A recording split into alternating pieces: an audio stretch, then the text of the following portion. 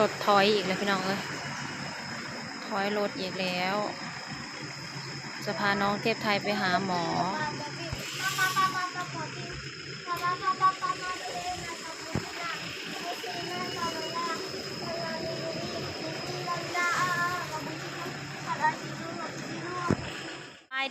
สบายดีพี่น้องมาให้ไรมาพี่เชื่อคือสบายดีป่าลุงมาสุโขสุคนเด้อจ้าสบายดีป่าลุงสิพาเทพไทยไปหาหมอพี่น้องเดี๋ยวตาไปป่าลุงเมืองด้วยเป็นตาเจ็บตาพี่น้องไปสิพาไปหาหมอเจ็บมา2 มื้อ 3 มื้อเป็นประดงนะคันพี่น้องเลยไปเพื่อนเอาอย่าบอสนุกว่ะ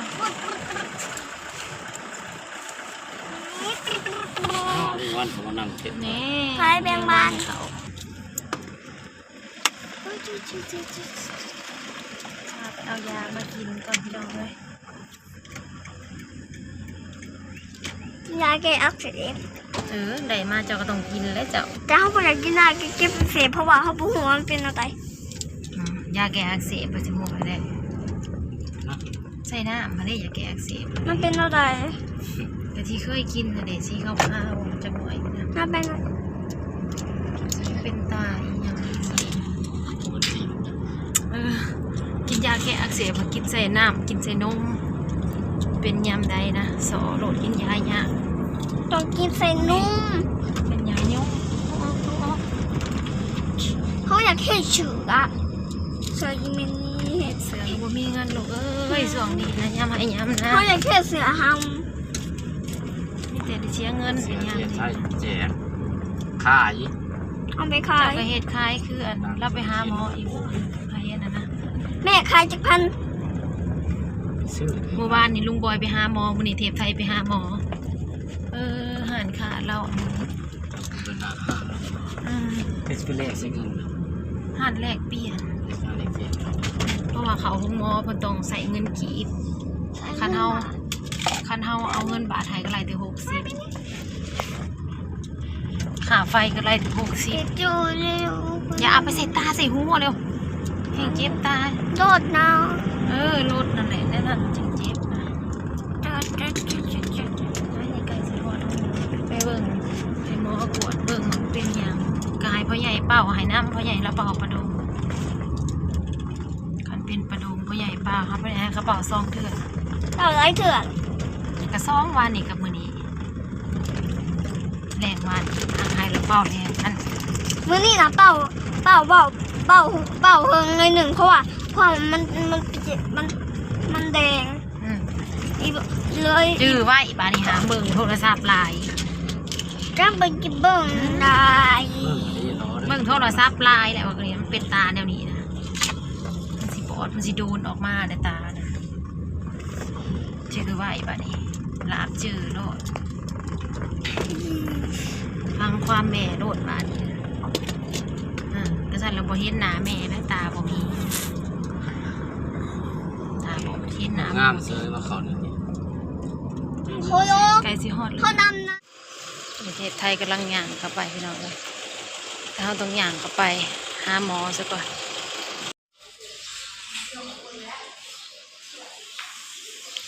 มาห้องหมอพี่น้องเอ้ยมื้อนี้บ่ได้เข้าคลินิกห้องหมอเมืองห้องหมอเมืองไส่ผู้ทองบ่บีบประเทศไทยนอนเตียงหมอว่าเป็นตุ่มฝีในตามันเป็นตุ่มมันเป็นหัวเห็นอยู่หัวมันปีนออกมาหัวมันสุกเลยมันอยู่2 ตาหลดจะบริเวณเห็นปะเห็นแล้วมันเป็นฝีหมอว่าสิบีดออกเทปไทยไปอยากให้บีดเจ็บ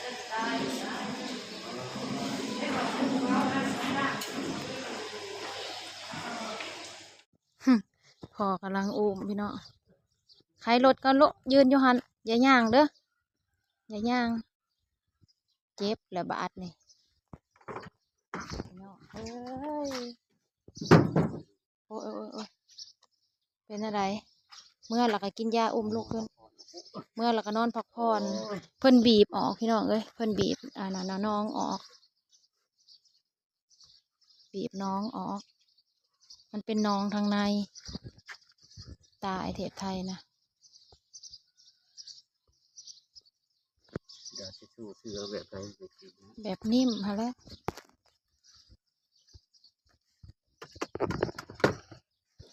พักผ่อนบัดนี้ลูกเปิดให้เบิ่งยังนอนลูกเนาะ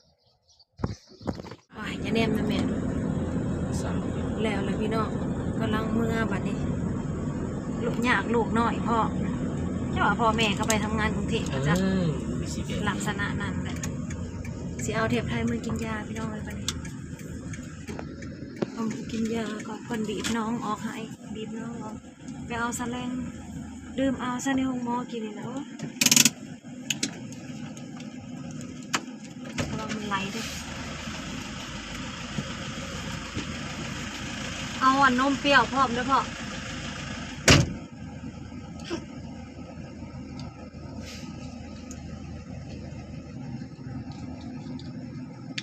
มันเป็นตุ่มพี่น้องเอ้ยมันเป็นตุ่มมันอักเสบมันเป็นหัววันนี้แหละหมอเป็นปีนเบิ่งเพิ่นก็เลยเอาโ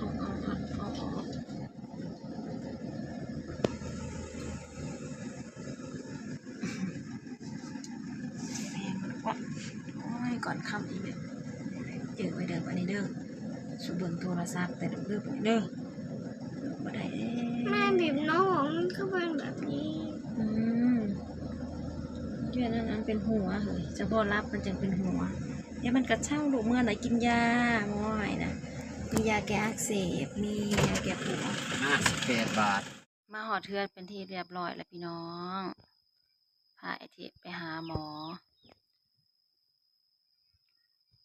มันเป็นตุ่มในตานี่พี่น้องเป็นหัวเป็นหนองหมอกับบีบออกมา บีบแล้วก็ให้ยาแก้อักเสบยาแก้ปวดมากินพี่น้องตอนนี้ก็จัดยาให้เพิ่นกินแล้วก็คุมให้นอน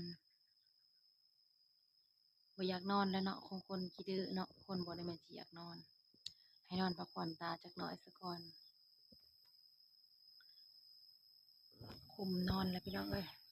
แล้วแม่นี่ก็สิไปหาเฮ็ดอยู่เฮ็ดกินไว้ก่อนตอนนี้ก็อยู่เรือนพี่น้อง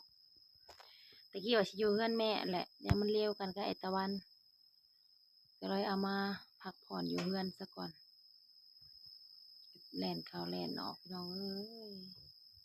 ป้าไว้ก็อยู่นำกันมันก็งองแงเนาะเด็กน้อยภาษาเด็กน้อย จักสิเป็นนำหยังพี่น้องเอ้ยเป็นนำเฮาเบิ่งโทรศัพท์หลายกับปานนี้เพราะว่าช่วงหลังๆมานี่ก็เบิ่งไลน์อยู่โทรศัพท์เนาะแล้วก็พักผ่อนมาเพียงพอนอนดึกสินะเบิ่งโทรศัพท์ไลน์นอนดึกมันก็เลยบวมไปมันสิเป็นบวมๆตุบๆ 2-3 มื้อเนาะ แล้วมันก็ขึ้นมาแล้วมันก็แดงขึ้นมาในตาก็เลยมันสุกนี่เมื่อเช้ามันออกดำๆก็เลยพาไปหาหมอซะก่อนโอเคพี่น้องเลยเดี๋ยวก็พยายามดูแลใกล้ชิดแล้วก็ให้กินยาแล้วก็ให้พักผ่อนเนาะซาคนนี้ก็อุกอยู่โรคก็จนหายเนาะเขาบอกอยากบีบเป็นเจ็บเอาไปหาหมอนะหายขอบคุณทุกกำลังใจกดไลค์กดแชร์เด้อพี่น้องสาวเป็นขอจบคลิปเพียงเท่านี้ก่อนบ๊ายบาย